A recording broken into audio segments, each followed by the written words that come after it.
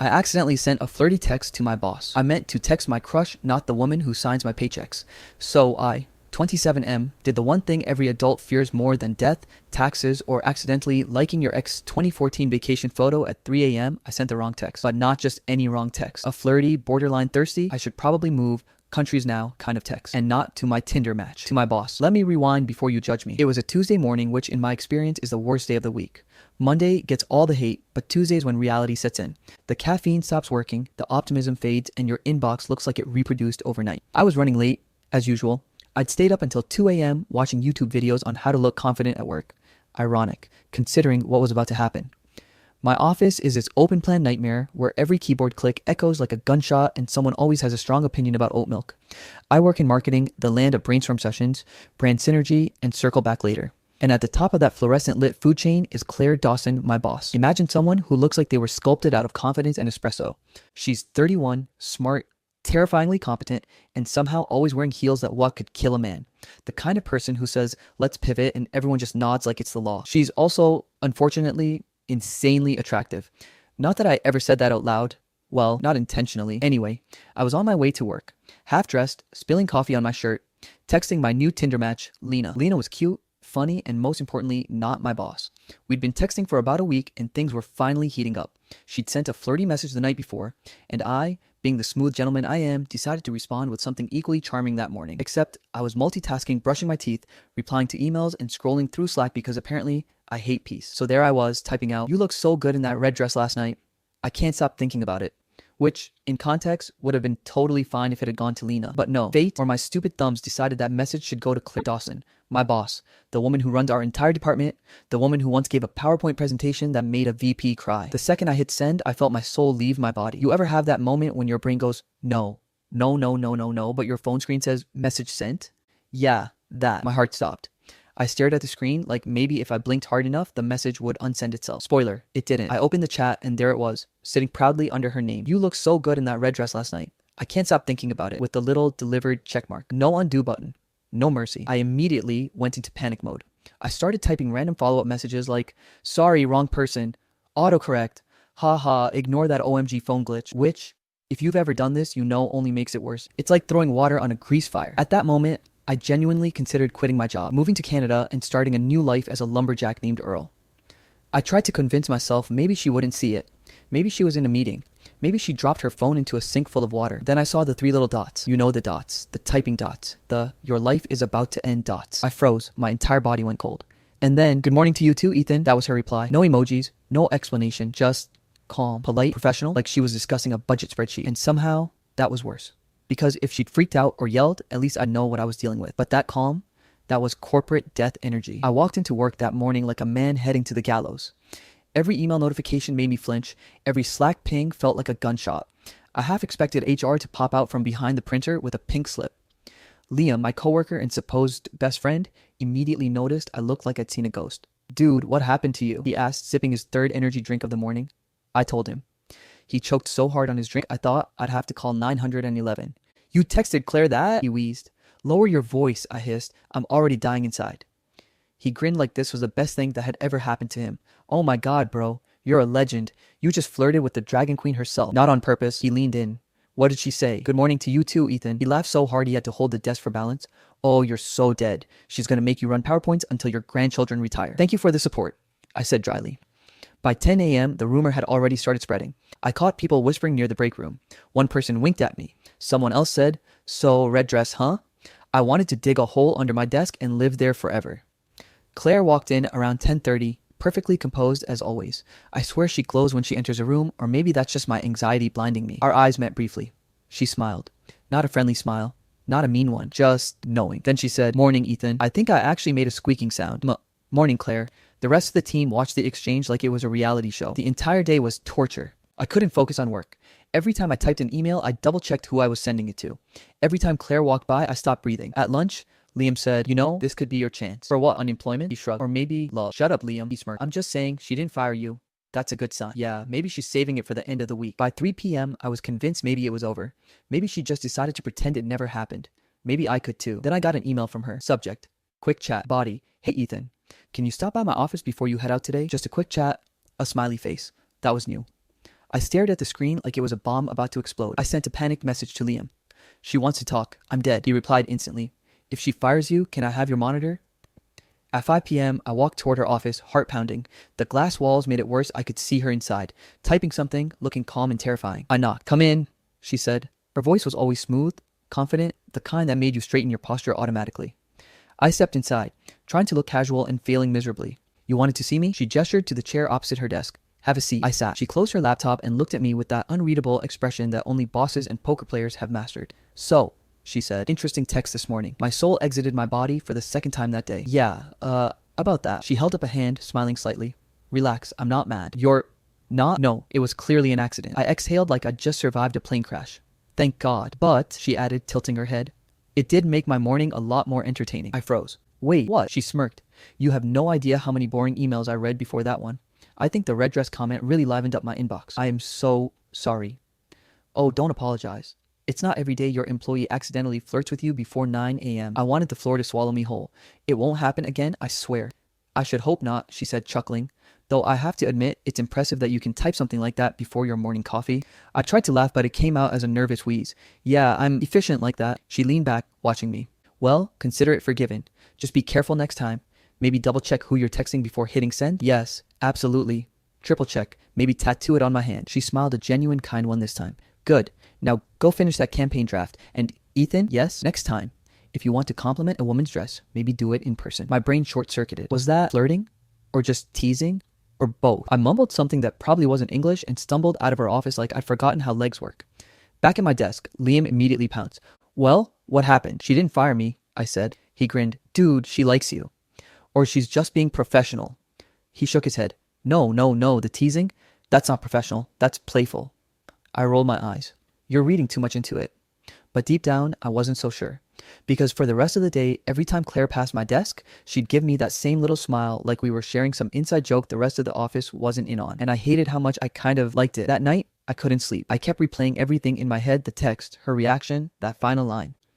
Next time, if you want to compliment a woman's dress, maybe do it in person. Was that just friendly advice or something more? I checked my phone compulsively, half expecting another message from her. Nothing. But I did notice one new follower on my Instagram. At Claire, Dawson.marketing. My stomach dropped. She'd followed me. And when I opened her profile, the first post I saw, a photo from last month, her, at a company gala, in a red dress. And that, my friends, is how I learned two things that day. Always double check your message recipient. Sometimes, the universe has a really messed up sense of humor. Because the woman I was trying not to flirt with might just be flirting back. There are awkward conversations, and then there's explaining to your boss why you called her the hottest distraction in your life. If you thought my life calmed down after sending a flirty text to my boss, you clearly underestimate how dedicated the universe is to ruining me. Because somehow, things got worse. Like, HR knows my name now? Worse. It all started 2 days after the infamous red dress text. I'd convinced myself the storm had passed. Claire hadn't mentioned it again. She'd been polite, professional, composed basically, the corporate version of Switzerland. I'd even started breathing normally at work again. But peace is a fragile thing, especially when you have a friend like Liam. See, Liam is the kind of guy who believes every problem can be solved by leaning into it, which, when applied to a marketing campaign, might work. When applied to accidentally flirting with your boss, not so much. We were grabbing coffee in the break room when he said, you should just own it. Own what? I asked. The text. Bro, it's iconic. Everyone's talking about it. I nearly choked on my coffee. What? Who's talking about it? He shrugged casually, like this was fine. Just, everyone. I set my cup down. Liam, what did you do? He raised his hands defensively. Nothing. I might have mentioned it to Nora because she asked why you were red as a tomato the other day. Nora? Claire's assistant? Yeah, but she's cool. Cool? Liam, she's literally Claire's right hand. If she knows, Claire knows. He grinned. She already knows, remember? You told her with your thumbs. I considered strangling him with my lanyard. Sure enough, by lunch, people were staring again. But not just curious stares, the knowing ones. The, we heard something juicy kind. Someone in accounting actually asked me, so, how's the red dress doing? I died a little inside. That's when I realized this wasn't just gossip. This was office legend status. And not the cool kind. The embarrassing, memed, whispered in meetings kind. By 2 p.m., I got the email that officially ended my will to live. From Sophie, HR manager. Subject, quick chat about workplace conduct. You know those moments where your stomach just drops? Like you've been punched by God himself? Yeah, that. I showed it to Liam. Bro, he said, grinning. You're becoming a corporate celebrity. Liam, I said slowly. If I get fired, I'm haunting you. Sophie was the HR version of a security camera, always calm, always watching and terrifyingly efficient. Her office smelled like vanilla air freshener and quiet judgment. "Ethan," she said, smiling politely. "Have a seat." I sat down, sweating through my shirt. She folded her hands. "So, I just wanted to touch base about an incident involving a personal message." "Oh, yeah. Total accident. I've learned my lesson. No texting before coffee." She smiled, the kind that says, "I'm pretending this is fine, but I've already documented everything." "I understand," she said. "Claire mentioned it was resolved between the two of you." "She did?" I said, blinking. "Yes. She said you handled it professionally and that you seemed remorseful." "I am. Deeply remorseful. Like, permanently." She nodded. "Good. I just wanted to remind you of our company's communication guidelines. Keeping things professional. No personal messages to supervisors or subordinates." "Of course," I said quickly. "No personal messages ever again. I'm deleting my phone." She chuckled lightly. "No need to delete your phone, Ethan. Just be mindful. We wouldn't want anyone to feel uncomfortable." I nodded so fast my neck cracked. "Right. No discomfort. Totally comfortable." There was a pause. Then she said, "Although I must admit the office has been quite entertained by the situation." "Entertained?" She smiled. "Yes. Someone started calling you Mr. Red Dress." I closed my eyes. "Please tell me that's not official." "Not yet." I escaped HR's clutches, only to find Liam waiting at my desk like a vulture. "How bad was it?" he asked. "Let's just say I'm one PowerPoint away from being legally banned from the color red." He snorted. "On the bright side, Claire didn't throw you under the bus." That part actually stuck with me, because she could have easily blamed me or made a big deal out of it, but she didn't. She told HR it was resolved, that I handled it well. That meant something, right? Later that afternoon, Claire called for a team meeting in the conference room. The whole department gathered, and I tried to blend in with the potted plant near the back. She stood at the front talking about upcoming campaigns and new clients, totally composed as always. I kept my head down, pretending to take notes. Then halfway through she said, "Oh, and Ethan, great work on the Baxter proposal draft. Very creative direction." Every head turned to me. I muttered, Thanks." She smiled. "Glad to see you're staying focused." Liam elbowed me. "Focused, huh?" he whispered. I elbowed him back so hard he nearly dropped his pen. After the meeting, I stayed behind to grab my notes. Claire lingered too. "Good job today," she said as everyone left. "Thanks. Trying to, keep things professional," I said before realizing how stupid that sounded. She laughed. "Good goal." I scratched the back of my neck. "Sorry about all the gossip. People are blowing things out of proportion." "I noticed," she said with a smirk. "Nora told me the HR nickname." I groaned. "Oh my god. Please tell me you're not calling me that too." "Of course not," she said. "You'll always be Mr. Red Dress to me." My jaw dropped. She grinned. She was teasing me. My boss, the woman who once made a regional manager cry over a typo, was teasing me. And I liked it. That night, I couldn't stop thinking about her laugh. Not the polite office one, the real one. The one I just heard. It hit me that for the first time, I'd seen Claire not as this untouchable authority figure, but as a person.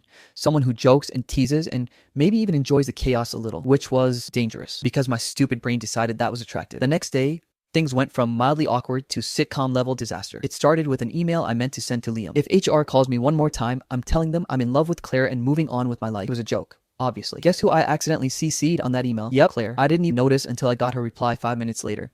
Let's not add that to HR's workload, shall we? I died again. That was my third spiritual death in a week. Liam laughed so hard he actually fell out of his chair. "You're unstoppable," he cried. I groaned. "I'm gonna get fired, aren't I?" He wiped a tear. "No, man, you're living a rom-com." "Yeah, one where the protagonist gets sued." At 3 p.m., HR called me again. Sophie looked both exhausted and amused. "Ethan," she said, "about your latest email. I swear it was a joke, a very bad joke." She sighed. "I assumed as much. But maybe keep jokes about your boss out of internal correspondence?" "Got it. Also," she added with a smirk, "Claire forwarded it to me with a laughing emoji, so I think you're safe." "She did?" "Yes, though you might want to avoid any further love declarations." I nodded weakly. Noted. That evening, I was packing up when Claire stopped by my desk. "Busy tomorrow?" she asked casually.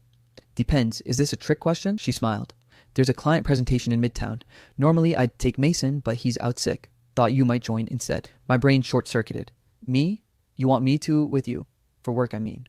"For the presentation, obviously." She raised an eyebrow. "You okay there, Ethan?" "Just processing. It's purely professional," she said, but her smile lingered a little too long. "We'll leave at 9. Dress sharp." "Got it." She turned to leave, then paused. "Oh, and Ethan?" "Yeah?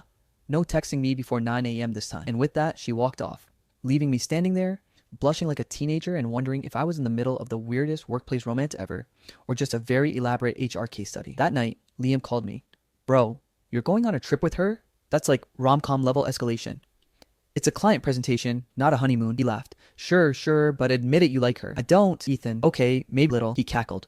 "Just don't send her any more accidental love confessions, okay?" "Believe me," I said. "My phone is on Do Not Disturb until further notice." But as I lay in bed that night, staring at the ceiling, I couldn't stop thinking about tomorrow. About the car ride, the meeting, the way she looked when she smiled. And I realized something terrifying. Somewhere between panic and embarrassment, I'd actually started to like her. Like, really like her. The worst part, I wasn't sure she didn't feel the same. I accidentally sent a flirty text to my boss. Nothing says professionalism like accidentally booking one hotel room instead of two. Yeah, that's how my life decided to test my survival instincts that week. If you've ever wanted to know what it feels like to drown in awkwardness while trying to act like a functioning adult, congratulations, this story is your crash course. So, flashback to the day Claire, my boss, the woman I'd accidentally texted something way too flirty, told me, "You're coming with me to Chicago for the client presentation." On paper, it sounded simple. 2 professionals, 1 business trip, a chance to redeem myself after nearly getting HR to print my name on a pink slip.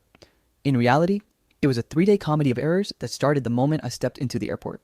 We were supposed to leave on a 9 a.m. flight. At 8:58, we were still in line because someone, me, accidentally grabbed the wrong boarding pass from the kiosk. I was standing there like an idiot trying to scan Claire's ticket twice, wondering why it kept beeping red. "Ethan," Claire said with that calm, terrifying tone bosses use right before they commit a workplace homicide. "Yes, boss?" She leaned closer. "You're trying to board as me." Cue my brain going full Windows XP error sound. The gate agent looked like she was about to call TSA. I tried explaining I was just helping my boss check in faster. Claire pinched the bridge of her nose like she was regretting every decision that led her to this trip. "Great start," she muttered. "If this is a preview of your client presentation, we're doomed." By the time we finally boarded, our seats were nowhere near each other. I offered to swap with the poor guy beside her, but she gave me that look, the one that says, "Don't make this weirder than it already is." So I sat 4 rows back, trying not to make eye contact while texting Liam updates like, "Bro, I think I just got blacklisted by Delta. She's pretending I don't exist. I think I deserve that. If I die, tell my mom I tried to be professional." Then the flight got delayed mid-air due to bad weather. We ended up circling Chicago for an hour while the turbulence turned my stomach into a smoothie. Claire, meanwhile, looked perfectly composed, typing away on her laptop like the laws of physics didn't apply to her. I swear, she radiated boss energy so hard that even the turbulence was scared to mess up her hair. After what felt like 27 years in the air, we finally landed. We reached the hotel late, exhausted, and I volunteered to handle check-in then because, I wanted to redeem myself. "Yeah, that went well." The receptionist smiled, typed a few things, then said the words that still haunt me. "Welcome, Mr. Reed. Your suite is ready. 1 king bed as requested." Claire blinked. I blinked harder. There was a pause so long it could have been a full season of a Netflix drama. I stammered. "I think there's been a mistake." The receptionist checked again, shook her head, and said, "No, sir, it's 1 suite, 1 bed, non-refundable." I turned to Claire. Her expression was unreadable. Part disbelief, part, "I'm calling HR the moment we get back." I can sleep on the couch," I blurted, "or the floor or outside if that makes this less weird." She sighed, rubbing her temple. "It's fine, Ethan. Let's just get some sleep before you implode." Spoiler, I did implode, quietly, inside. To clarify, it was technically a suite, one of those fancy hotel rooms with a living area and a sliding door separating the bedroom. Except, the couch looked like it was designed by someone who hated comfort. I set up my bed, read, couch, blanket, self-loathing, while Claire took the actual bed like a normal person. We tried to keep it chill. She went over presentation notes. I fake read my slides while praying she wouldn't mention the text. Then around midnight, I heard her laugh. Like, really laugh. Not the polite corporate chuckle, the kind that bubbles out when you're genuinely amused. "What?" I asked, trying not to sound like a creep eavesdropping. She held up her phone. "You snore, like a dying lawnmower." I wasn't even asleep. "Then I have bad news for you." I wanted to argue, but then she smirked and it was over. My brain short-circuited again. The next morning, I tried to regain dignity by fetching coffee. Keyword, tried. I grabbed 2 cups, one for her, one for me, and walked back feeling like a hero. The elevator doors opened, she stepped out, and I panicked because I thought she was still in the room. So I turned too fast. Coffee. Everywhere. On me, on her blouse, on the hotel carpet. It looked like a murder scene if coffee were blood. "Oh my God. Claire, I'm so sorry," I babbled, tossing napkins at her like a malfunctioning vending machine. She looked at me, took a deep breath, and said, "Ethan, if I fire you now, who's giving the presentation?" So yeah, she laughed it off. Again. But that laugh, that was different. It wasn't the amused boss laugh anymore. It was warm, tired, real. We ended up sitting on the hotel balcony later that night, going over slides with takeout boxes balanced on our laps. The city lights flickered below us. Between bites of lo mein, I asked her how she got so good at staying calm under pressure. She smiled softly. "I'm not. I just pretend I am. That's half of management." That's when I realized she wasn't some untouchable boss who thrived on chaos. She was just human, with doubts, exhaustion, and dreams she didn't talk about. And somehow, that made her even more intimidating. Presentation day. We walked into the meeting room like a power duo from a startup movie, except my tie was crooked, and Claire's coffee stain still faintly existed because hotel irons are evil. The client was a smug guy named Greg who kept interrupting me mid-sentence. Every time I tried to explain a point, he'd smirk and say, "Maybe your boss can elaborate," Claire noticed. She glanced at me, then said in her calm, lethal tone, "Actually, Ethan's leading this pitch. If you interrupt him again, we'll take our ideas elsewhere." Greg shut up immediately. That moment, legendary.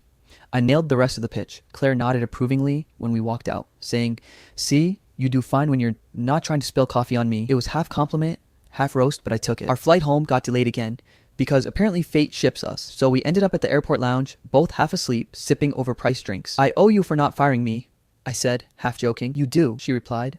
"You can start by not accidentally sexing any more superiors." Lesson learned. A pause. Then she looked at me and said, "You know, you're not bad company when you're not panicking." My heart did that dumb thing where it skipped. I smiled, pretending to focus on my drink. "Well, you're not bad either when you're not terrifying." She laughed again, that same real laugh. And for a second, the world didn't feel like a boss-employee setup. It felt like two people who actually got each other. On the plane home, she finally dozed off mid-flight, leaning slightly toward me. And I swear every neuron in my brain was debating what the professional distance for shoulders was. But I didn't move. She looked peaceful, and I didn't want to ruin that. When we landed, she stretched, smiled, and said, "Nice work this week, Ethan. Maybe that text wasn't a total disaster after all." I laughed nervously.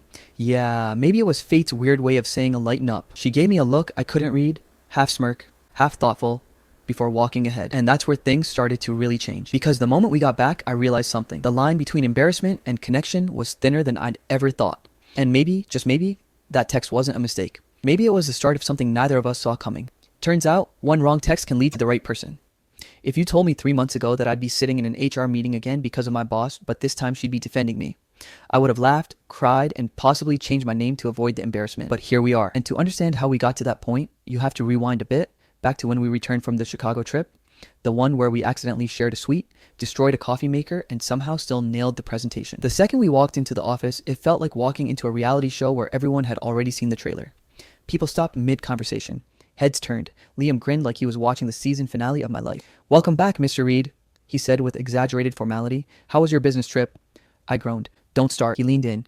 Did she confess her undying love between PowerPoint slides or after the hotel mix-up?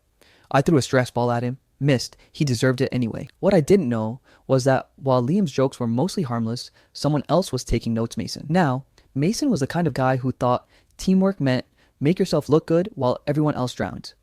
He'd been gunning for the same promotion I was up for, senior project coordinator, and my sudden proximity to Claire made him see red. Rumors started.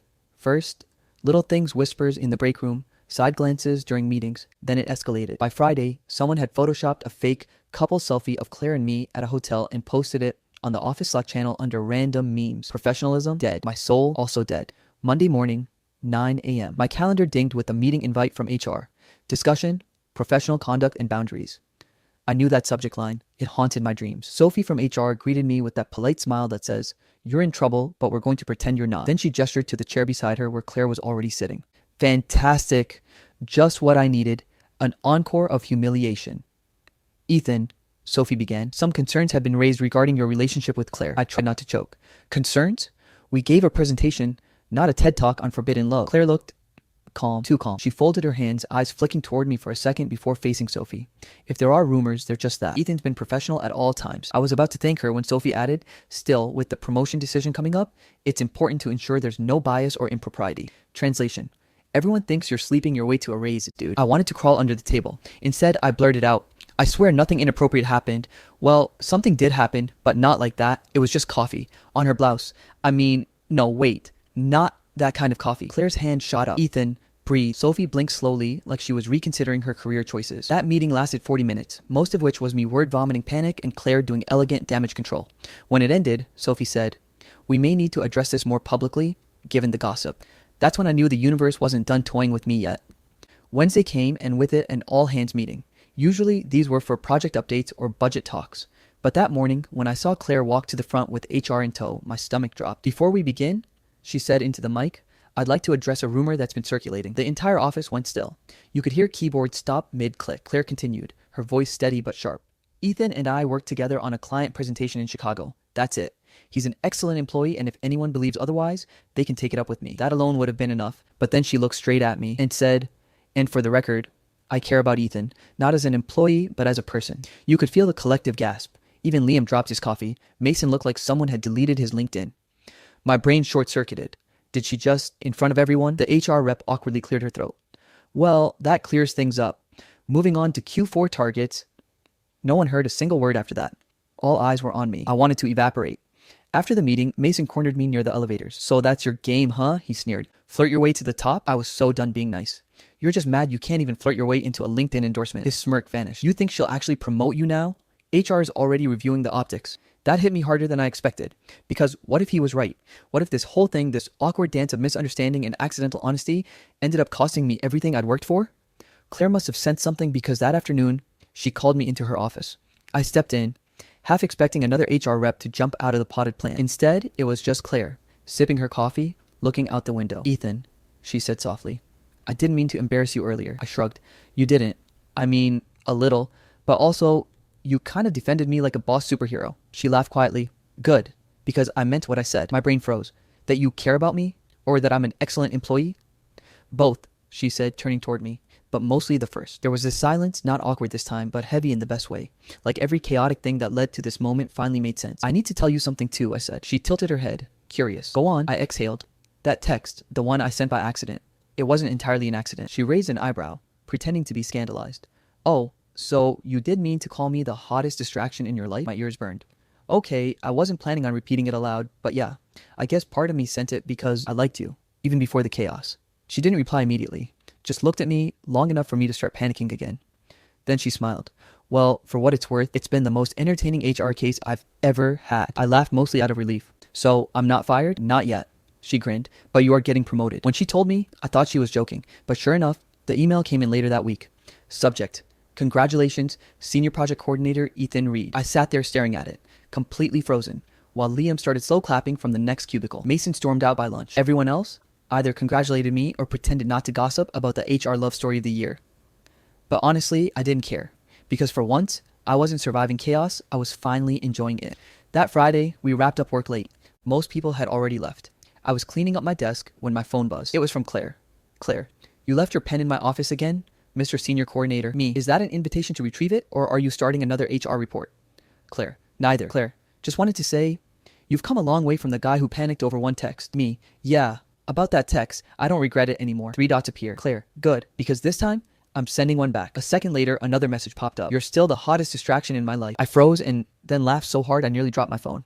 That full circle moment, chef's kiss. The next morning, I walked into the office and Claire passed by with her usual calm expression. But when no one was looking, she leaned in and whispered, "Check your inbox." It was a photo from the Chicago trip, us sitting on the balcony with takeout boxes and tired smiles. Caption: "Best accidental partnership ever." I replied instantly. Maybe mistakes aren't accidents. Maybe they're just the universe trying to text you back. And that, Reddit, is how one wrong text turned into the best thing that ever happened to me. So if you ever screw up, send something embarrassing, or think your world's ending, don't panic. The universe might just be typing its reply. All right, that's it for today. I hope you enjoyed the story. We have so many more amazing stories coming your way, so make sure you hit that subscribe button. Our goal is to reach 100K subscribers by the end of this year, and we'd love for you to be part of this journey. Thanks for watching, and I'll see you in the next story.